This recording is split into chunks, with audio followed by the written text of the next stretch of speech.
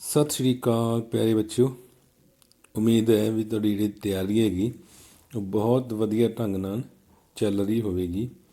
ਅੱਜ ਆਪਾਂ ਤੁਹਾਡੇ NTSC ਐਗਜ਼ਾਮ ਰਿਲੇਟਡ ਜੋ ਤੁਹਾਡਾ ਸਮਾਜਿਕ ਸਿੱਖਿਆ ਦਾ ਇੱਕ ਟੌਪਿਕ ਹੈ electoral politics and political parties, ਉਹਦੇ ਰਿਲੇਟਡ ਆਪਾਂ ਤੁਹਾਡੇ ਲਈ MCQs ਲੈ ਕੇ ਆਏਂਗੇ ਉਸ ਟੌਪਿਕ ਦੇ ਵਿੱਚੋਂ।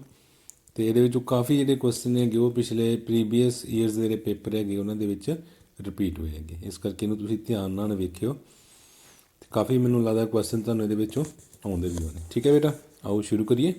ਹਾਂਜੀ, ਤਾਂ ਪ੍ਰਸ਼ਨ ਨੰਬਰ 1 ਹੈ ਸਾਡੇ ਕੋਲ, ਭਾਰਤੀ ਚੋਣ ਕਮਿਸ਼ਨ ਦੀ ਸਥਾਪਨਾ ਕਦੋਂ ਹੋਈ? ਹਾਂਜੀ, ਭਾਰਤੀ ਚੋਣ ਕਮਿਸ਼ਨ ਦੀ ਸਥਾਪਨਾ ਕਦੋਂ ਹੋਈ? 1950 ਦੇ ਵਿੱਚ। ਠੀਕ ਹੈ, ਐਗਜ਼ੈਕਟ ਡੇਟ ਹੈ 25 ਜਨਵਰੀ 1950। ਠੀਕ ਹੈ ਬੇਟਾ, 25 ਜਨਵਰੀ 1950 ਯਾਨੀ ਕਿ ਸੰਵਿਧਾਨ ਲਾਗੂ ਹੋਣ ਤੋਂ ਇੱਕ ਦਿਨ ਪਹਿਲਾਂ।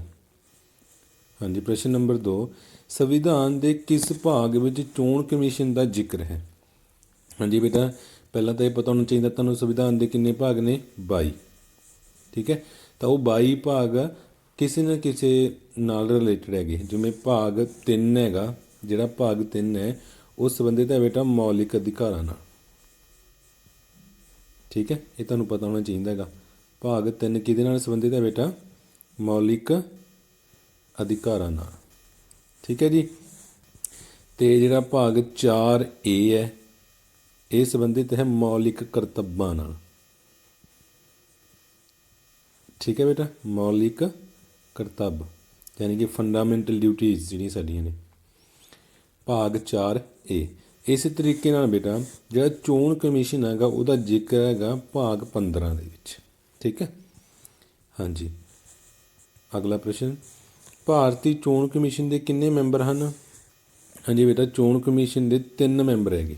ਮੌਜੂਦਾ ਸਮੇਂ ਦੇ ਦੌਰਾਨ ਚੋਣ ਕਮਿਸ਼ਨ ਦੇ 3 ਮੈਂਬਰ ਹੈਗੇ। ਇੱਕ ਹੁੰਦਾ ਹੈਗਾ ਇਹਦਾ ਵੀ CEC, ਜਿਹੜਾ ਹੁੰਦਾ ਹੈਗਾ ਚੀਫ ਇਲੈਕਸ਼ਨ ਕਮਿਸ਼ਨਰ, ਮੁੱਖ ਚੋਣ ਕਮਿਸ਼ਨਰ, ਅਤੇ 2 ਹੁੰਦੇ ਇਹਦੇ ਸਹਾਇਕ, ਯਾਨੀ ਕਿ ਟੋਟਲ ਮੈਂਬਰ ਕਿੰਨੇ ਹੁੰਦੇ ਨੇ?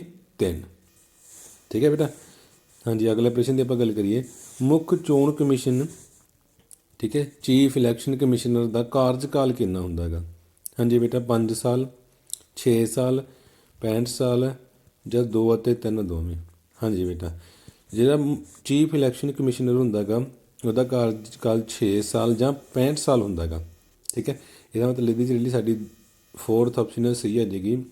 ਠੀਕ ਹੈ, ਇਹਨੂੰ ਸਮਝਿਓ, ਜੇਕਰ ਉਹ ਛੋਟੀ ਉਮਰ ਦਾ ਹੈਗਾ ਤਾਂ ਉਹਦਾ ਕਾਰਜਕਾਲ ਕਿੰਨਾ ਰਹੇਗਾ? 6 ਸਾਲ ਦਾ। ਮਤਲਬ ਜੇਕਰ ਉਹ 50-55 ਸਾਲ ਦੀ ਉਮਰ ਦੇ ਵਿੱਚ ਚੀਫ ਕਮਿਸ਼ਨਰ ਬਣਦਾ ਹੈਗਾ ਤਾਂ 6 ਸਾਲ ਤੋਂ ਬਾਅਦ ਉਹ ਬਦਲ ਦਿੱਤਾ ਜਾਏਗਾ। ਬਟ ਜੇਕਰ ਉਹ ਵੱਡੀ ਉਮਰ ਦੌਰਾਨ ਚੀਫ ਇਲੈਕਸ਼ਨ ਕਮਿਸ਼ਨਰ ਬਣਦਾ ਹੈਗਾ ਜਦੋਂ ਉਹਦੀ 65 ਸਾਲ ਉਮਰ ਪੂਰੀ ਹੋ ਗਈ ਬੇਟਾ ਤਾਂ ਉਸ ਨੂੰ ਬਦਲ ਦਿੱਤਾ ਜਾਏਗਾ।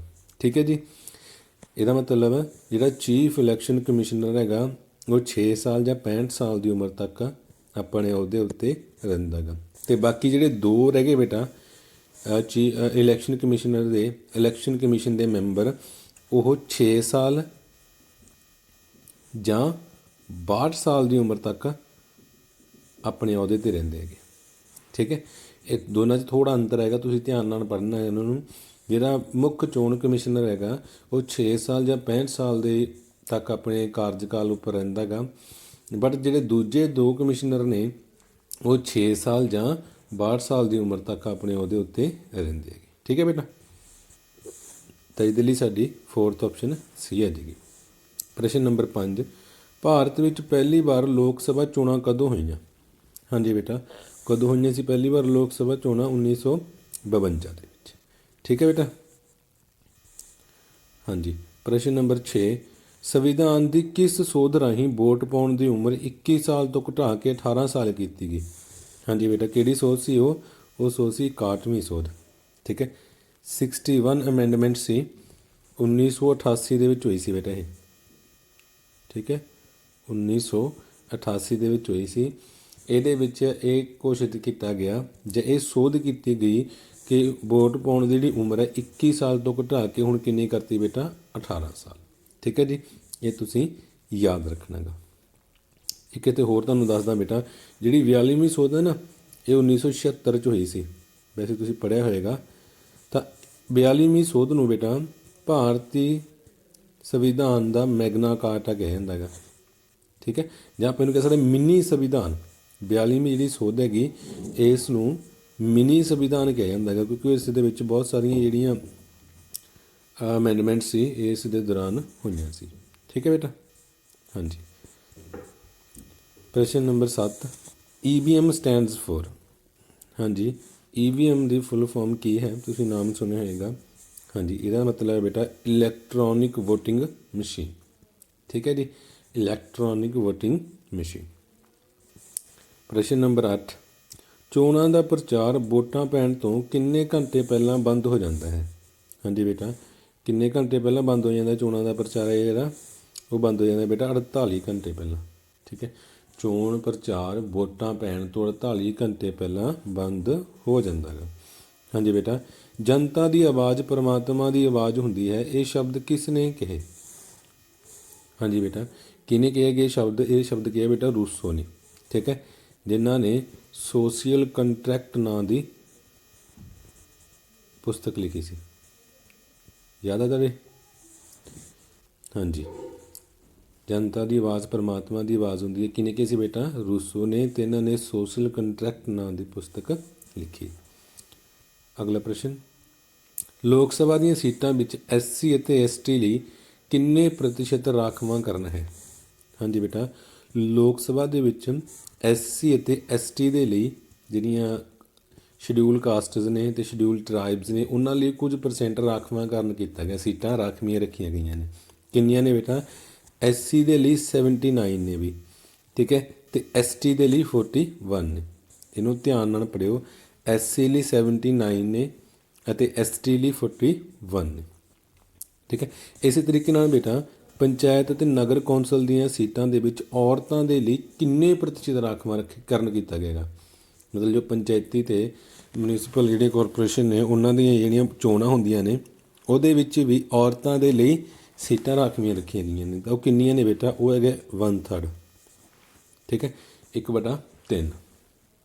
ਮਤਲਬ ਇਹ 1/3 ਜਿਹੜੀਆਂ ਸੀਟਾਂ ਨੇ ਇਹ ਔਰਤਾਂ ਦੇ ਲਈ ਰਿਜ਼ਰਵ ਰੱਖੀਆਂ ਗਈਆਂ ਨੇ। ਹਾਂਜੀ ਬੇਟਾ, ਅਗਲਾ ਪ੍ਰਸ਼ਨ, ਹੇਠ ਲਿਖਿਆਂ ਵਿੱਚੋਂ ਕਿਸ ਨੇ 1987 ਦੀਆਂ ਚੋਣਾਂ ਜਿੱਤੀਆਂ ਅਤੇ ਹਰਿਆਣਾ ਵਿੱਚ ਆਪਣੀ ਸਰਕਾਰ ਗਠਿਤ ਕੀਤੀ? ਹਾਂਜੀ ਬੇਟਾ, ਕਿਹਨੇ ਜਿੱਤੀਆਂ ਸੀ? ਦੇਵੀ ਲਾਲ ਨੇ। ਠੀਕ ਹੈ, ਇਹ ਕੁਐਸਚਨ ਨੂੰ ਥੋੜ੍ਹਾ ਸਮਝ ਲਿਓ। ਜਿਹੜੇ ਦੇਵੀ ਲਾਲ ਸੀ ਇਹਨਾਂ ਨੇ ਉਸ ਸਮੇਂ ਵੀ ਕਾਂਗਰਸ ਦੇ ਖਿਲਾਫ ਨਿਆਂ ਯੁੱਧ ਸ਼ੁਰੂ ਕਰਤਾ ਸੀ। ਇੱਕ ਕਿਹੜਾ ਯੁੱਧ ਬੇਟਾ? ਨਿਆਂ ਯੁੱਧ। ਠੀਕ ਹੈ, ਕਾਂਗਰਸ ਦੇ ਖਿਲਾਫ ਸ਼ੁਰੂ ਕਰਤਾ ਸੀ ਅਤੇ ਇਹਨਾਂ ਨੇ ਆਪਣਾ ਇੱਕ ਦਲ ਬਣਾ ਲਿਆ ਸੀ, ਲੋਕ ਦਲ। ਕਿਹੜਾ ਦਲ? ਲੋਕ ਦਲ। ਠੀਕ ਹੈ, ਇਹ ਪਾਰਟੀ ਬਣਾਈ ਅਤੇ ਇਸ ਪਾਰਟੀ ਨੇ ਉਸ ਸਮੇਂ ਪੂਰਨ ਬਹੁਮਤ ਦੇ ਨਾਲ ਜਿਹੜੀ ਆਪਣੀ ਸਰਕਾਰ ਸੀ ਉਹ ਬਣਾ ਲਈ ਸੀ। ਠੀਕ ਹੈ ਬੇਟਾ, ਤਾਂ 1987 ਦੀਆਂ ਚੋਣਾਂ ਤੋਂ ਬਾਅਦ ਕਿਹਦੀ ਸਰਕਾਰ ਬਣੀ ਸੀ ਹਰਿਆਣਾ ਵਿੱਚ? ਦੇਵੀ ਲਾਲ ਦੀ। ਹਾਂਜੀ ਬੇਟਾ, ਅਗਲਾ ਪ੍ਰਸ਼ਨ, ਹੇਠ ਲਿਖਿਆਂ ਵਿੱਚੋਂ ਕਿਹੜਾ ਬਿਆਨ 1987 ਦੀਆਂ ਹਰਿਆਣਾ ਵਿਧਾਨ ਸਭਾ ਚੋਣਾਂ ਦੇ ਸੰਬੰਧ ਵਿੱਚ ਗਲਤ ਹੈ? ਠੀਕ ਹੈ, ਕਾਂਗਰਸ ਪਾਰਟੀ ਦੀ ਅਲੋਕਪ੍ਰਿਯਤਾ ਕਾਰਨ ਦੇਵੀ ਲਾਲ ਜਿੱਤ ਗਏ। ਦੇਖੋ ਇਹ ਸਹੀ ਹੈਗਾ ਨਾ, ਗਲਤ ਨਹੀਂ ਹੈਗਾ। ਦੇਵੀ ਲਾਲ ਦੀ ਜਿੱਤ ਐਂਟੀ ਇਨਵੈਕਸੀ ਕਾਰਨ ਹੋਈ, ਇਹ ਵੀ ਸਹੀ ਹੈ। ਦੇਵੀ ਲਾਲ ਦੀ ਸਰਕਾਰ ਨੇ ਹਰਿਆਣਾ ਵਿੱਚ ਇੱਕ ਨਵੀਂ ਆਰਥਿਕ ਵਿਕਾਸ ਦੀ ਨੀਤੀ ਅਪਣਾਈ। ਠੀਕ ਹੈ, ਹਾਂਜੀ ਬੇਟਾ, ਇਹ ਕੁਐਸਚਨ ਗਲਤ ਹੈਗਾ, ਕਿਉਂਕਿ ਜਦੋਂ ਉਹਨਾਂ ਦੀ ਸਰਕਾਰ ਬਣੀ ਤਾਂ ਉਹਨਾਂ ਨੂੰ ਜਿਹੜੀ ਨਵੀਂ ਪਲੈਨਿੰਗ ਕਰਨ ਦੇ ਲਈ, ਨੀਤੀ ਬਣਾਉਣ ਦੇ ਲਈ ਕੁਝ ਸਮਾਂ ਲੱਗਿਆ।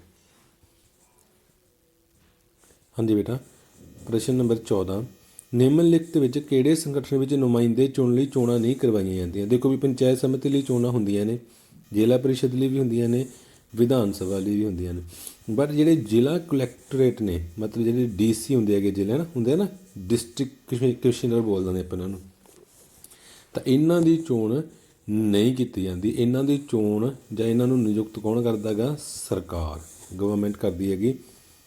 ਠੀਕ ਹੈ, ਬਕਾਇਦਾ ਇਹਨਾਂ ਦੇ ਜਿਹੜੇ ਐਗਜ਼ਾਮ ਹੈਗੇ ਉਹ ਲਏ ਜਾਂਦੇ ਹੈਗੇ ਇਸ ਪੋਸਟ ਦੇ ਲਈ। ਠੀਕ ਹੈ ਬੇਟਾ, ਹਾਂਜੀ, ਤਾਂ ਇਹਦੇ ਲਈ ਜਿਹੜੀ ਸਾਡੀ 4th ਆਪਸ਼ਨ ਸੀ ਉਹ ਸਹੀ ਹੈ ਜੀ ਕਿ ਇਹਨਾਂ ਦੇ ਲਈ ਚੋਣਾਂ ਨਹੀਂ ਕਰਵਾਈ ਜਾਂਦੀਆਂ, ਇਹਨਾਂ ਨੂੰ ਜਿਹੜੀਆਂ ਰਾਜ ਸਰਕਾਰਾਂ ਨੇ ਉਹ ਨਿਯੁਕਤ ਕਰਦੀਆਂ ਨੇ। ਹਾਂਜੀ ਬੇਟਾ, ਪ੍ਰਸ਼ਨ ਨੰਬਰ 15, ਹੇਠ ਲਿਖਿਆਂ ਵਿੱਚੋਂ ਰਾਜਨੀਤਿਕ ਚੋਣਾਂ ਵਿੱਚ ਸਰਕਾਰ ਦੀ ਕਿਸਮਤ ਦਾ ਫੈਸਲਾ ਕਰਨ ਲਈ ਅਸਲ ਕਾਰਕ ਹੈ। ਹਾਂਜੀ, ਦੇਖੋ ਵੀ ਸਰਕਾਰ ਦੀ ਕਿਸਮਤ ਦਾ ਫੈਸਲਾ ਕੌਣ ਕਰਦੇ ਹੈਗੇ? ਹਾਂਜੀ, ਵੈਰੀ ਗੁੱਡ, ਵੋਟਰ। ਠੀਕ ਹੈ, ਜਿਹੜੇ ਵੋਟ ਪਾਉਣ ਵਾਲੇ ਲੋਕ ਹੈਗੇ ਸਰਕਾਰ ਦੀ ਕਿਸਮਤ ਦਾ ਫੈਸਲਾ ਉਹ ਕਰਦੇ ਹੈਗੇ। ਇਹ ਸਭ ਤੋਂ ਵੱਡਾ ਕਾਰਕ ਹੈਗਾ। ਪ੍ਰਸ਼ਨ ਨੰਬਰ 16, ਭਾਰਤ ਵਿੱਚ ਲੋਕ ਸਭਾ ਜਾਂ ਵਿਧਾਨ ਸਭਾ ਚੋਣਾਂ ਕਿੰਨੇ ਸਮੇਂ ਬਾਅਦ ਹੁੰਦੀਆਂ ਨੇ ਬੇਟਾ? ਵੈਰੀ ਗੁੱਡ, 5 ਸਾਲ ਬਾਅਦ। ਠੀਕ ਹੈ, 5 ਸਾਲ ਬਾਅਦ ਇਹ ਚੋਣਾਂ ਹੁੰਦੀਆਂ ਨੇ। ਬਟ ਜੇਕਰ ਕੋਈ ਸਰਕਾਰ ਵਿਚਕਾਰ ਗਿਰ ਜੇ ਵੀ, ਠੀਕ ਹੈ, ਤਾਂ ਉਹ ਫਿਰ ਦੁਬਾਰਾ ਜਿਹੜੀਆਂ ਚੋਣਾਂ ਕਰਵਾਈਆਂ ਜਾਂਦੀਆਂ ਨੇ, ਠੀਕ ਹੈ, ਉਹਨਾਂ ਨੂੰ ਮਿਡ ਟਰਮ ਚੋਣਾਂ ਕਿਹਾ ਜਾਂਦਾ ਗਾ। ਠੀਕ ਹੈ, ਮੰਨ ਲਓ ਜਦੋਂ ਕੋਈ ਸਰਕਾਰ 5 ਸਾਲ ਤੋਂ ਪਹਿਲਾਂ ਗਿਰ ਜਾਂਦੀ ਹੈਗੀ ਤਾਂ ਉਸ ਸਮੇਂ ਜਿਹੜੀਆਂ ਚੋਣਾਂ ਕਰਵਾਈਆਂ ਜਾਂਦੀਆਂ ਨੇ ਉਹਨਾਂ ਨੂੰ ਕਿਹੜਾ ਕਿਹਾ ਜਾਂਦਾ ਗਾ? ਮਿਡ ਟਰਮ ਚੋਣਾਂ, ਮਿਡ ਟਰਮ ਇਲੈਕਸ਼ਨ। ਹਾਂਜੀ ਬੇਟਾ, ਦੇਖੋ ਜਦੋਂ ਇੱਕ ਚੋਣੇ ਹੋਏ ਨੁਮਾਇੰਦੇ ਚੋਣਾਂ ਤੋਂ ਬਾਅਦ ਮਰ ਜਾਂਦੇ ਹਨ ਤਾਂ ਨਵੀਆਂ ਚੋਣਾਂ ਕੀ ਕਹਿੰਦੇ ਹੈਗੇ? ਠੀਕ ਹੈ, ਜਦੋਂ ਕੋਈ ਇੱਕ ਵਿਅਕਤੀ ਸੀ, ਨੇਤਾ ਸੀ ਕਿਸੇ ਜਗ੍ਹਾ ਦਾ, ਉਹਦੀ ਮੌਤ ਹੋ ਜਾਂਦੀ ਹੈਗੀ ਤਾਂ ਉਸ ਸੀਟ ਨੂੰ ਭਰਨ ਦੇ ਲਈ ਦੁਬਾਰਾ ਚੋਣਾਂ ਕਰਵਾਈਆਂ ਜਾਂਦੀਆਂ ਨੇ। ਉਹਨਾਂ ਚੋਣਾਂ ਨੂੰ ਕੀ ਕਹਿੰਦਾ ਬੇਟਾ? ਉਹਨਾਂ ਚੋਣਾਂ ਨੂੰ ਕਹਿੰਦਾ ਹੈਗਾ ਉਪ ਚੋਣ, ਬਾਏ ਇਲੈਕਸ਼ਨ। ਠੀਕ ਹੈ, ਦੇਖੋ ਆਮ ਚੋਣਾਂ ਕਿਹੜੀਆਂ ਹੋ ਗਈਆਂ? ਜਿਹੜੀਆਂ ਹਰ 5 ਸਾਲ ਤੋਂ ਬਾਅਦ ਹੁੰਦੀਆਂ ਨੇ। ਮਿਡ ਟਰਮ ਚੋਣਾਂ ਕਿਹੜੀਆਂ ਹੋ ਗਈਆਂ? ਜਦੋਂ ਸਰਕਾਰ ਗਿਰ ਗਈ ਦੁਬਾਰਾ ਫਿਰ ਚੋਣਾਂ ਹੋਈਆਂ, ਉਹ ਮਿਡ ਟਰਮ ਚੋਣਾਂ ਹੁੰਦੀਆਂ ਨੇ। ਠੀਕ ਹੈ, ਬਟ ਜਦੋਂ ਕਿਸੇ ਇੱਕ ਨੇਤਾ ਦੀ ਮੌਤ ਹੋ ਗਈ ਕਿਸੇ ਜਗ੍ਹਾ 'ਤੇ, ਉਸ ਨੇਤਾ ਦੀ ਜਿਹੜੀ ਸੀਟ ਖਾਲੀ ਹੋਈ ਹੈਗੀ ਉੱਥੋਂ ਦੀ, ਉਹਨੂੰ ਦੁਬਾਰਾ ਭਰਨ ਦੇ ਲਈ ਜੋ ਚੋਣਾਂ ਹੁੰਦੀਆਂ ਨੇ ਉਹਨੂੰ ਬਾਏ ਇਲੈਕਸ਼ਨ ਚੋਣਾਂ ਕਿਹਾ ਜਾਂਦਾ ਹੈ। ਠੀਕ ਹੈ ਬੇਟਾ, ਹੁਣ ਇੱਥੇ ਇੱਕ ਗੱਲ ਹੋਰ ਧਿਆਨ ਰੱਖਿਓ ਵੀ ਇੱਥੇ ਇਕੱਲਾ ਉਹਦਾ ਸੀਟ ਖਾਲੀ ਹੋਣ ਦਾ ਕਾਰਨ ਮੌਤ ਹੀ ਨਹੀਂ ਹੈ। ਠੀਕ ਹੈ, ਉਹ ਚੋਣ ਕਮਿਸ਼ਨਰ ਦੁਆਰਾ ਅਯੋਗ ਕਰਾਰ ਵੀ ਦਿੱਤਾ ਜਾ ਸਕਦਾ ਗਾ। ਠੀਕ ਹੈ, ਜਾਂ ਉਹ ਆਪਣਾ ਅਸਤੀਫਾ ਖੁਦ ਦੇ ਦੇ, ਤਾਂ ਉਸ ਸੀਟ ਨੂੰ ਭਰਨ ਲਈ ਜਿਹੜੀਆਂ ਚੋਣਾਂ ਹੁੰਦੀਆਂ ਨੇ ਬੇਟਾ ਉਹਨੂੰ ਕੀ ਕਿਹਾ ਜਾਂਦਾ ਗਾ? ਬਾਏ ਇਲੈਕਸ਼ਨ, ਉਪ ਚੋਣ।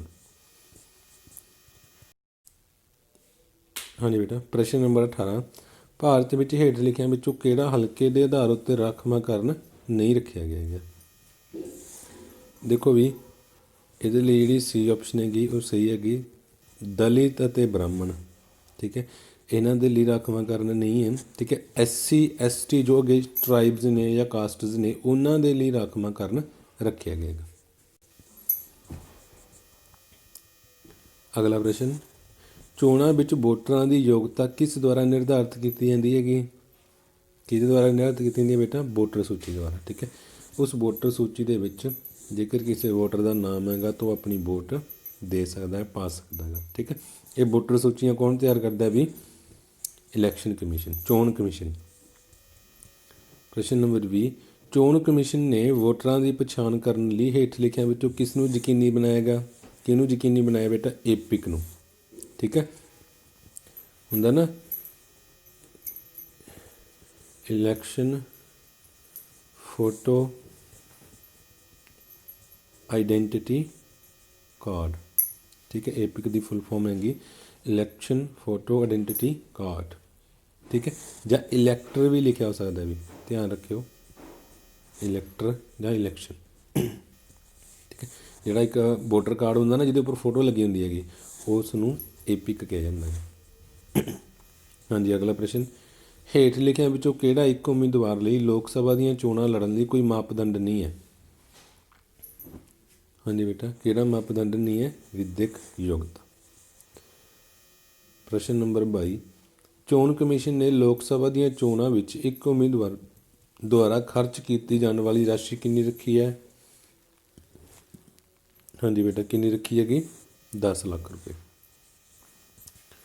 ਪ੍ਰਸ਼ਨ ਨੰਬਰ 23, ਇੱਕ ਨਵੇਂ ਤਰੀਕੇ ਨਿਊ ਸਿਸਟਮ ਨਾਲ ਵੋਟਾਂ ਦੀ ਗਿਣਤੀ ਕੀਤੀ ਜਾਂਦੀ ਹੈ, ਉਹਨੂੰ ਕੀ ਕਹਿੰਦਾ ਬੇਟਾ? EVM ਹੈ ਨਾ, ਤੁਹਾਨੂੰ ਪਹਿਲਾਂ ਵੀ ਅਸੀਂ ਇਲੈਕਟ੍ਰੋਨਿਕ ਵੋਟਿੰਗ ਮਸ਼ੀਨ, ਉਹਦੇ ਵਿੱਚ ਜਿੰਨੇ ਮਤਲਬ ਵੋਟਾਂ ਪੈ ਗਈਆਂ ਉਹ ਆਪਣੇ ਆਪ ਜਿਹੜੀ ਕਾਊਂਟਿੰਗ ਹੈਗੀ ਉਹ ਦੱਸਦੀ ਰਹਿੰਦੀ ਹੈਗੀ। ਪ੍ਰਸ਼ਨ ਨੰਬਰ 24, ਕਿਸੇ ਜ਼ਿਲ੍ਹੇ ਵਿੱਚ ਸੁਤੰਤਰ ਅਤੇ ਨਿਰਪੱਖ ਚੋਣਾਂ ਦੇ ਸੰਚਾਲਨ ਲਈ ਕੌਣ ਜ਼ਿੰਮੇਵਾਰ ਹੈਗਾ? ਕੌਣ ਜ਼ਿੰਮੇਵਾਰ ਹੁੰਦਾ ਬੇਟਾ? ਜਿਹੜੀਆਂ ਚੋਣਾਂ ਕਰਵਾਈਆਂ ਜਾਂਦੀਆਂ ਨੇ ਉਹਦੇ ਲਈ ਜ਼ਿੰਮੇਵਾਰ ਹੁੰਦਾ ਰਿਟਰਨਿੰਗ ਆਫਿਸਰ। ਠੀਕ ਹੈ, ਤੁਸੀਂ ਦੇਖਿਆ ਹੋਊਗਾ ਪਿੰਡਾਂ ਦੇ ਵਿੱਚ ਜਦੋਂ ਵੋਟਾਂ ਪੈਂਦੀਆਂ ਨਾ ਬੂਥ ਬਣਾਏ ਜਾਂਦੇ ਜਿਹਦੇ ਵਿੱਚ 5-6 ਅਧਿਕਾਰੀਆਂ ਦੀ ਡਿਊਟੀ ਲਗਾਈ ਜਾਂਦੀ ਹੈ, ਤਾਂ ਉਹਨਾਂ ਦੇ ਵਿੱਚ ਇੱਕ ਹੁੰਦਾ ਗਾ RO, ਰਿਟਰਨਿੰਗ ਆਫਿਸਰ। ਉਸ ਦੀ ਜ਼ਿੰਮੇਵਾਰੀ ਹੁੰਦੀ ਹੈਗੀ ਵਧੀਆ ਢੰਗ ਨਾਲ ਚੋਣਾਂ ਕਰਵਾਉਣ ਦੀ। ਹਾਂਜੀ ਬੇਟਾ, ਪ੍ਰਸ਼ਨ ਨੰਬਰ 25, ਭਾਰਤੀ ਚੋਣ ਕਮਿਸ਼ਨ ਦਾ ਮੁਖੀ ਕੌਣ ਹੁੰਦਾ ਗਾ? ਹਾਂਜੀ, ਕੌਣ ਹੁੰਦਾ ਬੇਟਾ? CEC, chief election commissioner. ਪ੍ਰਸ਼ਨ ਨੰਬਰ 26, ਹੇਠ ਲਿਖਿਆਂ ਵਿੱਚੋਂ ਕਿਹੜਾ ਬਿਆਨ ਭਾਰਤੀ ਚੋਣਾਂ ਦੇ ਸੰਬੰਧ ਵਿੱਚ ਗਲਤ ਹੈ? ਹਾਂਜੀ ਬੇਟਾ, ਕਿਹੜਾ ਵਿਚਾਰ ਗਲਤ ਹੈ? ਠੀਕ ਹੈ, ਪੁਆਇੰਟ ਨੰਬਰ 3 ਇਹ ਗਲਤ ਹੈ ਵੀ ਵੋਟਰਾਂ ਨੇ ਚੋਣਾਂ ਵਿੱਚ ਦਿਲਚਸਪੀ ਗਵਾ ਦਿੱਤੀ ਹੈਗੀ। ਨਹੀਂ, ਭਾਰਤ ਵਿੱਚ ਅੱਜ ਵੀ ਜਦੋਂ ਚੋਣਾਂ ਹੁੰਦੀਆਂ ਨੇ ਤਾਂ ਸਭ ਤੋਂ ਵੱਧ ਦਿਲਚਸਪੀ ਕਿਹਨਾਂ ਦੀ ਹੁੰਦੀ ਹੈਗੀ? ਵੋਟਰਾਂ ਦੀ। ਅਤੇ ਇਹਦੇ ਲਈ ਜਿਹੜਾ ਤੀਸਰਾ ਪੁਆਇੰਟ ਹੈਗਾ ਉਹ ਗਲਤ ਹੈ। ਪ੍ਰਸ਼ਨ ਨੰਬਰ 27, ਇਹਨਾਂ ਵਿੱਚੋਂ ਕਿਹੜਾ ਚੋਣ ਜ਼ਾਬਤਾ ਕੋਡ ਆਫ ਕੰਡਕਟ ਨਾਲ ਸੰਬੰਧਿਤ ਨਹੀਂ ਹੈ? ਠੀਕ ਹੈ, ਦੇਖੋ ਇਹ ਚੋਣ ਕਮਿਸ਼ਨ ਦੁਆਰਾ ਪ੍ਰਕਾਸ਼ਿਤ ਕੀਤਾ ਗਿਆ, ਸਹੀ ਹੈ। ਇਹ ਰਾਜਨੀਤਿਕ ਪਾਰਟੀਆਂ ਦੁਆਰਾ ਨਿਯਮਿਤ ਨਿਯਮਾਂ ਦਾ ਸਮੂਹ ਹੈ, ਇਹ ਵੀ ਸਹੀ ਹੈ। ਚੋਣਾਂ ਵਿੱਚ ਸਾਰੀਆਂ ਪਾਰਟੀਆਂ ਦੁਆਰਾ ਇਸ ਦਾ ਪਾਲਣ ਕੀਤਾ ਜਾਣਾ ਹੈਗਾ, ਇਹ ਵੀ ਸਹੀ ਹੈ। ਇਹ ਲੋਕਾਂ ਦੀਆਂ ਇੱਛਾਵਾਂ ਦੇ ਵਿਰੁੱਧ ਹੈ, ਇਹ ਜਿਹੜਾ ਪੁਆਇੰਟ ਹੈ ਬੇਟਾ ਇਹ ਗਲਤ ਹੈ। ਠੀਕ ਹੈ, ਇਹਦਾ ਮਤਲਬ ਸਾਡਾ ਇਹਦੇ ਲਈ ਜਿਹੜੀ 4th ਆਪਸ਼ਨ ਹੈਗੀ ਉਹ ਸਹੀ ਹੈ ਜਾਏਗੀ। ਪ੍ਰਸ਼ਨ ਨੰਬਰ 28, ਹੇਠ ਲਿਖਿਆਂ ਵਿੱਚੋਂ ਕਿਹੜਾ ਚੋਣਾਂ ਵਿੱਚ ਖਰਾਬੀ ਅਤੇ ਧੋਖਾਧੜੀ ਨਾਲ ਸੰਬੰਧਿਤ ਨਹੀਂ ਹੈ? ਦੇਖੋ ਵੀ ਕਿਹੜਾ ਸੰਬੰਧਿਤ ਨਹੀਂ ਹੈ? ਚੋਣ ਜ਼ਾਬਤਾ, ਹੈ ਨਾ। ਪ੍ਰਸ਼ਨ ਨੰਬਰ 29, ਹੇਠ ਲਿਖਿਆਂ ਵਿੱਚੋਂ ਕਿਹੜੀ ਸਭ ਤੋਂ ਸਪਸ਼ਟ ਅਤੇ ਪ੍ਰਤੀਨਿਧ ਸੰਸਥਾ ਹੈ? ਲੋਕਤੰਤਰ ਦੇ ਵਿੱਚ ਕਿਹੜੀ ਸਪਸ਼ਟ ਅਤੇ ਪ੍ਰਤੀਨਿਧ ਸੰਸਥਾ ਹੈ ਵੀ? ਰਾਜਨੀਤਿਕ ਪਾਰਟੀਆਂ। ਪ੍ਰਸ਼ਨ ਨੰਬਰ 30, ਰਾਜਨੀਤਿਕ ਪਾਰਟੀਆਂ ਦੇ ਸਭ ਤੋਂ ਮਹੱਤਵਪੂਰਨ ਅੰਗ ਕਿਹੜੇ ਹਨ? ਹਾਂਜੀ ਬੇਟਾ, ਦੇਖੋ ਨੇਤਾ ਮਹੱਤਵਪੂਰਨ ਅੰਗ ਨੇ, ਸਰਗਰਮ ਮੈਂਬਰ ਇਹ ਵੀ ਨੇ, ਪੈਰੋਕਾਰ ਜਿਹੜੇ ਉਸ ਪਾਰਟੀ ਨਾਲ ਜੁੜੇ ਹੋਏ ਨੇ। ਇਹਦਾ ਮਤਲਬ ਇਹਦੇ ਲਈ ਉਪਰੋਕਤ ਸਾਰੇ ਜਿਹੜਾ ਸਾਡੀ ਸਹੀ ਆਪਸ਼ਨ ਆ ਜਾਏਗੀ। ਪ੍ਰਸ਼ਨ ਨੰਬਰ 31, ਇੱਕ ਰਾਜਨੀਤਿਕ ਪਾਰਟੀ ਦੇ ਮੁੱਖ ਕਾਰਜ ਕੀ ਹਨ? ਦੇਖੋ ਵੀ ਚੋਣ ਲੜਨਾ, ਠੀਕ ਹੈ। ਨੀਤੀਆਂ ਦੇ ਪ੍ਰੋਗਰਾਮਾਂ ਨੂੰ ਅੱਗੇ ਰੱਖਣਾ, ਲੋਕਾਂ ਅੱਗੇ ਪੇਸ਼ ਕਰਨਾ, ਇਹ ਵੀ ਸਹੀ ਹੈ। ਕਿਸੇ ਦੇਸ਼ ਲਈ ਕਾਨੂੰਨ ਬਣਾਉਣ ਵਿੱਚ ਫੈਸਲਾਕੁੰਨ ਭੂਮਿਕਾ ਨਿਭਾਉਣੀ, ਇਹ ਵੀ ਸਹੀ ਹੈ। ਇਹਦਾ ਮਤਲਬ ਇਹਦੇ ਲਈ ਵੀ ਸਾਡੀ ਜਿਹੜੀ ਡੀ ਆਪਸ਼ਨ ਹੈਗੀ ਉਹ ਸਹੀ ਹੈ। ਠੀਕ ਹੈ, ਆਪਸ਼ਨ 4 ਇਹਦੇ ਲਈ ਉਪਰੋਕਤ ਸਾਰੇ ਸਹੀ ਹੈ। ਪ੍ਰਸ਼ਨ ਨੰਬਰ 32, ਸਰਕਾਰ ਦੇ ਕਿਸ ਰੂਪ ਵਿੱਚ ਰਾਜਨੀਤਿਕ ਪਾਰਟੀਆਂ ਸਭ ਤੋਂ ਮਹੱਤਵਪੂਰਨ ਭੂਮਿਕਾ ਨਿਭਾਉਂਦੀਆਂ ਹਨ? ਹਾਂਜੀ ਬੇਟਾ, ਕਿਹੜਾ ਰੂਪ ਹੈ ਸਰਕਾਰ ਦਾ? ਉਹ ਰੂਪ ਹੈ ਬੇਟਾ ਲੋਕਤੰਤਰ। ਪ੍ਰਸ਼ਨ ਨੰਬਰ 33, ਹੇਠ ਲਿਖਿਆਂ ਵਿੱਚੋਂ ਕਿਹੜਾ ਸੰਸਥਾਨ ਲੋਕਾਂ ਲਈ ਸਰਕਾਰ ਤੰਤਰ ਤੱਕ ਪਹੁੰਚ ਅਤੇ ਭਲਾਈ ਸਕੀਮਾਂ ਲਈ ਸਭ ਤੋਂ ਮਦਦਗਾਰ ਭੂਮਿਕਾ ਅਦਾ ਕਰਦਾ ਹੈ? ਹਾਂਜੀ ਬੇਟਾ, ਕਿਹੜਾ ਸਮੂਹ ਹੈਗਾ, ਕਿਹੜਾ ਸੰਸਥਾਨ ਹੈਗਾ? ਰਾਜਨੀਤਿਕ ਪਾਰਟੀ। ਪ੍ਰਸ਼ਨ ਨੰਬਰ 34, ਭਾਰਤ ਵਿੱਚ ਰਾਜਨੀਤਿਕ ਪਾਰਟੀ ਨਾਲ ਸੰਬੰਧਿਤ ਮਾਮਲਿਆਂ ਨੂੰ ਨਿਯਮਿਤ ਕਰਨ ਲਈ ਜ਼ਿੰਮੇਵਾਰ ਸੰਸਥਾ ਕਿਹੜੀ ਹੈ? ਹਾਂਜੀ ਬੇਟਾ, ਕਿਹੜੀ ਹੈ? ਚੋਣ ਕਮਿਸ਼ਨ। ਠੀਕ ਹੈ, ਚੋਣ ਕਮਿਸ਼ਨ, ਇਲੈਕਸ਼ਨ ਕਮਿਸ਼ਨ। ਪ੍ਰਸ਼ਨ ਨੰਬਰ 35, ਭਾਰਤ ਵਿੱਚ ਕਿਸ ਕਿਸਮ ਦੀ ਰਾਜਨੀਤਿਕ ਪ੍ਰਣਾਲੀ ਮੌਜੂਦ ਹੈ ਵੀ? Multi party. ਠੀਕ ਹੈ, ਬਹੁਦਲੀ ਰਾਜਨੀਤਿਕ ਪ੍ਰਣਾਲੀ ਭਾਰਤ ਵਿੱਚ ਪ੍ਰਚਲਿਤ ਹੈ, ਯਾਨੀ ਕਿ ਭਾਰਤ ਵਿੱਚ ਬਹੁਤ ਸਾਰੇ ਦਲ ਨੇ, ਪਾਰਟੀਆਂ ਨੇ। ਕਿਹੜਾ ਦੇਸ਼ 2 ਪਾਰਟੀ ਪ੍ਰਣਾਲੀ ਦੀ ਇੱਕ ਉਦਾਹਰਨ ਹੈ? ਹਾਂਜੀ ਬੇਟਾ, ਇਹ ਦੋਵੇਂ। ਦੇਖੋ USA ਦੇ ਵਿੱਚ 2 ਪਾਰਟੀਆਂ ਨੇ ਵੀ, ਠੀਕ ਹੈ। ਇੱਕ ਹੈਗੀ ਰਿਪਬਲਿਕਨ ਐਂਡ ਦੂਸਰਾ ਹੈਗਾ ਡੈਮੋਕਰੇਟਸ। ਠੀਕ ਹੈ, ਲਿਖ ਲਿਓ, USA ਦੇ ਵਿੱਚ 2 ਪਾਰਟੀਆਂ ਨੇ, ਰਿਪਬਲਿਕਨ ਐਂਡ ਡੈਮੋਕਰੇਟਸ। ਅਤੇ UK ਦੇ ਵਿੱਚ ਵੀ 2 ਪਾਰਟੀਆਂ ਨੇ, ਕਿਹੜੀਆਂ ਕਿਹੜੀਆਂ? Labour and conservative. ਠੀਕ ਹੈ, ਇਸ ਤਰੀਕੇ ਨਾਲ ਇਹਦੇ ਲਈ ਸਾਡੀਆਂ ਜਿਹੜੀਆਂ ਦੋਨੇ ਆਪਸ਼ਨਾਂ ਨੇ ਉਹ ਸਹੀ ਆ ਜਾਣਗੀਆਂ। ਇਸ ਤੋਂ ਬਾਅਦ ਆਪਣਾ ਅਗਲਾ ਪ੍ਰਸ਼ਨ ਹੈ ਪ੍ਰਸ਼ਨ ਨੰਬਰ 37, ਭਾਰਤ ਵਿੱਚ ਇੱਕ ਰਾਸ਼ਟਰੀ ਪਾਰਟੀ ਲਈ ਮਾਪਦੰਡ ਕੀ ਹੈ? ਹਾਂਜੀ, ਇਹਦੇ ਲਈ ਕਿਹੜੀ ਆਪਸ਼ਨ ਆ ਜਾਏਗੀ ਬੇਟਾ? ਇੱਕ ਪਾਰਟੀ ਜੋ ਕੁੱਲ ਘੱਟੋ ਘੱਟ 6% ਵੋਟ ਪ੍ਰਾਪਤ ਕਰਦੀ ਹੈ ਅਤੇ ਲੋਕ ਸਭਾ ਚੋਣਾਂ ਵਿੱਚ ਵੋਟਾਂ, ਠੀਕ ਹੈ। ਇੱਕ ਪਾਰਟੀ ਜੋ ਲੋਕ ਸਭਾ ਵਿੱਚ ਘੱਟੋ ਘੱਟ 4 ਸੀਟਾਂ ਜਿੱਤਦੀ ਹੈਗੀ। ਤਾਂ ਇਹਦੇ ਲਈ ਬੇਟਾ ਜਿਹੜੀਆਂ ਦੋਵੇਂ ਆਪਸ਼ਨਾਂ ਨੇ ਉਹ ਸਹੀ ਨੇ। ਪ੍ਰਸ਼ਨ ਨੰਬਰ 38, ਭਾਰਤ ਵਿੱਚ ਇੱਕ ਰਾਜ ਪਾਰਟੀ ਲਈ ਮਾਪਦੰਡ ਕੀ ਹੈ? ਰਾਜ ਪਾਰਟੀ ਲਈ ਮਾਪਦੰਡ ਹੈ ਬੇਟਾ ਵੀ ਉਹਨੇ ਵਿਧਾਨ ਸਭਾ ਵਿੱਚ 6% ਵੋਟਾਂ ਹਾਸਲ ਕੀਤੀਆਂ ਹੋਣ ਅਤੇ 2 ਸੀਟਾਂ ਜਿੱਤੀਆਂ ਹੋਣ, ਠੀਕ ਹੈ, ਤਦ ਉਹ ਰਾਜ ਪਾਰਟੀ ਬਣ ਸਕਦੀ ਹੈਗੀ। ਪ੍ਰਸ਼ਨ ਨੰਬਰ 39, ਭਾਰਤ ਵਿੱਚ ਕਿੰਨੀਆਂ ਰਾਸ਼ਟਰੀ ਮਾਨਤਾ ਪ੍ਰਾਪਤ ਪਾਰਟੀਆਂ ਹਨ? ਕਿੰਨੀਆਂ ਨੇ ਬੇਟਾ? 7। ਠੀਕ ਹੈ, ਇਹ ਤੁਸੀਂ ਯਾਦ ਕਰਨੀਆਂ ਨੇ। ਭਾਰਤ ਵਿੱਚ ਕਿੰਨੀਆਂ ਰਾਸ਼ਟਰੀ ਮਾਨਤਾ ਪ੍ਰਾਪਤ ਪਾਰਟੀਆਂ ਹਨ? 7 ਨੇ। ਠੀਕ ਹੈ, ਦੇਖੋ ਇੱਕ ਹੈਗੀ INC, ਇੰਡੀਅਨ ਨੈਸ਼ਨਲ ਕਾਂਗਰਸ, ਠੀਕ ਹੈ। ਇਸ ਤੋਂ ਬਾਅਦ BJP, ठीक है, BSP, ठीक है। इस तो बाद NCP नैशनल कांग्रेस पार्टी, ठीक है जी। इस तो बाद आप अगे काउंट करिए, एक हैगी CPI communist party of India, एक हैगी CPIM communist party of India Marxist, ठीक है। तो तीसरी है बेटा TMC तृणमूल कांग्रेस पार्टी, ठीक है। हुण भारत विच किन्नियां राष्ट्री मानता प्राप्त पार्टियां ने? 7। कांग्रेस पार्टी की स्थापना कदों की गई सी? कदों की गई सी बेटा? 1885 ਦੇ ਵਿੱਚ। कित्थे की गई सी भी? बंबई च, है ना, बंबे या बंबई। इंडियन नैशनल कांग्रेस का पहला प्रधान कौन सी? कौन सी बेटा? WC बैनर्जी, बमेश चंद्र बैनर्जी पहले प्रधान सी। स्थापना किन्होंने की सी? AO ह्यूम ने। किस साल भारतीय जनता पार्टी की स्थापना की गई? कदों की गई बेटा? 1980 ਦੇ ਵਿੱਚ। ਭਾਰਤੀ ਜਨਤਾ ਪਾਰਟੀ ਹੈ ਜਿਹੜੀ, ਇਹ ਜਨਤਾ ਸੰਘ ਦਾ ਇੱਕ ਹਿੱਸਾ ਹੈਗਾ। ਪ੍ਰਸ਼ਨ ਨੰਬਰ 43, ਭਾਰਤੀ ਜਨਤਾ ਪਾਰਟੀ ਮੁੱਖ ਤੌਰ ਉੱਤੇ ਕਿਸ ਨਾਲ ਸੰਬੰਧਿਤ ਹੈ? ਸੱਭਿਆਚਾਰਕ ਰਾਸ਼ਟਰਵਾਦ, ਯੂਨੀਫਾਰਮ ਸਿਵਲ ਕੋਡ, ਜੰਮੂ ਅਤੇ ਕਸ਼ਮੀਰ ਦਾ ਪੂਰਾ ਰਾਜਨੀਤਿਕ ਅਤੇ ਖੇਤਰੀ ਏਕੀਕਰਨ, ਉਪਰੋਕਤ ਸਾਰੇ। ਹਾਂਜੀ ਬੇਟਾ, ਇਹਦੇ ਲਈ ਉਪਰੋਕਤ ਸਾਰੇ ਆਪਸ਼ਨ C ਹੈ ਜੀ। ਪ੍ਰਸ਼ਨ ਨੰਬਰ 44, ਰਾਸ਼ਟਰੀ ਲੋਕਤੰਤਰੀ ਗਠਜੋੜ NDA ਦੀ ਮੁੱਖ ਧਿਰ ਕਿਹੜੀ ਹੈ? ਹਾਂਜੀ ਬੇਟਾ, ਇਹਨਾਂ ਵਿੱਚ ਮੁੱਖ ਧਿਰ ਕਿਹੜੀ ਹੈਗੀ? BJP। NDA ਦੀ ਮੁੱਖ ਧਿਰ ਕਿਹੜੀ ਹੈਗੀ? BJP। ਹਾਂਜੀ, ਇਸ ਤੋਂ ਬਾਅਦ ਬਹੁਜਨ ਸਮਾਜਵਾਦੀ ਪਾਰਟੀ ਦਾ ਸੰਸਥਾਪਕ ਕੌਣ ਹੈ ਬੇਟਾ? ਕਾਂਸ਼ੀ ਰਾਮ, ਠੀਕ ਹੈ। ਇਹਨਾਂ ਨੇ ਜਿਹੜੀ BSP ਪਾਰਟੀ ਸੀ ਉਹਨਾਂ ਦੀ ਸਥਾਪਨਾ ਕੀਤੀ ਸੀ 1984 ਦੇ ਵਿੱਚ, 1984 ਦੇ ਵਿੱਚ। ਪ੍ਰਸ਼ਨ ਨੰਬਰ 46, ਕਿਹੜੀ ਪਾਰਟੀ 30 ਸਾਲਾਂ ਤੋਂ ਇੱਕ ਰਾਜ ਵਿੱਚ ਨਿਰੰਤਰ ਸੱਤਾ ਵਿੱਚ ਹੈ? ਹਾਂਜੀ ਬੇਟਾ, ਕਿਹੜੀ ਪਾਰਟੀ ਸੀ? ਉਹ ਪਾਰਟੀ ਸੀ ਵੀ CPIM Communist Party of India Marxist, ਠੀਕ ਹੈ। ਇਹਨਾਂ ਦੀ ਇਸ ਪਾਰਟੀ ਦੀ ਸਥਾਪਨਾ 1964 ਦੇ ਵਿੱਚ ਹੋਈ ਸੀ, ਠੀਕ ਹੈ। ਪਹਿਲਾਂ CPIM CPI ਦਾ ਹੀ ਇੱਕ ਹਿੱਸਾ ਸੀ, ਪਰ ਬਾਅਦ ਦੇ ਵਿੱਚ 1964 ਦੇ ਵਿੱਚ ਇਹਨਾਂ ਦੇ ਵਿੱਚ ਫੁੱਟ ਪੈ ਗਈ, ਇਹ ਦੋ ਧੜਿਆਂ ਦੇ ਵਿੱਚ ਵੰਡੀ ਗਈ ਅਤੇ ਦੋ ਪਾਰਟੀਆਂ ਬਣ ਗਈਆਂ ਸੀ, ਠੀਕ ਹੈ। ਅਤੇ ਇਹ ਜਿਹੜੀ ਪਾਰਟੀ ਹੈ ਵੀ CPIM, ਇਹ ਪੱਛਮੀ ਬੰਗਾਲ ਦੇ ਵਿੱਚ, ਠੀਕ ਹੈ, ਵੈਸਟ ਬੰਗਾਲ ਦੇ ਵਿੱਚ ਇਹਨਾਂ ਦੀ ਸਰਕਾਰ ਬਣੀ ਸੀ, ਠੀਕ ਹੈ। ਇੱਥੋਂ ਇਹ ਲਗਾਤਾਰ 30 ਸਾਲ ਸਰਕਾਰ ਦੇ ਵਿੱਚ ਬਣੀ ਰਹੀ, ਮਤਲਬ 30 ਸਾਲ ਤੱਕ ਇੱਕੋ ਪਾਰਟੀ ਹੀ ਪੱਛਮੀ ਬੰਗਾਲ ਦੇ ਵਿੱਚ ਬਣੀ ਰਹੀ, ਠੀਕ ਹੈ ਬੇਟਾ। ਇਸ ਤਰੀਕੇ ਆਪਾਂ ਜਿਹੜੇ ਤੁਹਾਡੇ ਇਸ ਟੌਪਿਕ ਦੇ 46 ਕੁਐਸਚਨ ਅਟੈਂਪਟ ਕੀਤੇ ਹੈਗੇ। ਮੈਨੂੰ ਉਮੀਦ ਹੈ ਵੀ ਤੁਸੀਂ ਧਿਆਨ ਨਾਲ ਸੁਣੇ ਹੋਣੇ। ਦੁਬਾਰਾ ਫਿਰ ਇੱਕ ਵਾਰ ਰੀਡ ਕਰ ਲਓ ਜੇ ਤੁਹਾਨੂੰ ਜ਼ਰੂਰਤ ਲੱਗੇ, ਅਤੇ ਇਹਨਾਂ ਦੇ ਵਿੱਚੋਂ ਅਕਸਰ ਇੱਕ ਦੋ ਜਿਹੜੇ ਪ੍ਰਸ਼ਨ ਹੈਗੇ ਉਹ ਪੁੱਛੇ ਜਾਂਦੇ ਹੈਗੇ, ਠੀਕ ਹੈ ਬੇਟਾ। ਆਪਾਂ ਜਲਦ ਮਿਲਾਂਗੇ ਅਗਲੇ ਟੌਪਿਕ ਦੇ ਵਿੱਚ, ਅਗਲੇ ਪਾਰਟ ਦੇ ਵਿੱਚ। ਤਦ ਤੱਕ ਦੇ ਲਈ ਗੁੱਡ ਬਾਏ।